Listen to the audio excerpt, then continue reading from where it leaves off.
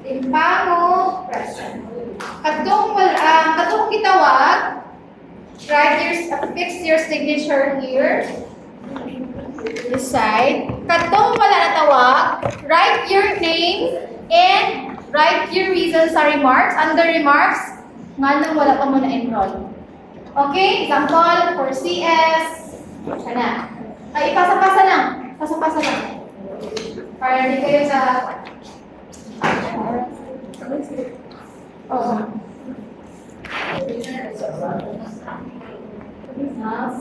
Tanan, LPP, our senior high school principal. So you know how to address your letters, your promissory notes, right?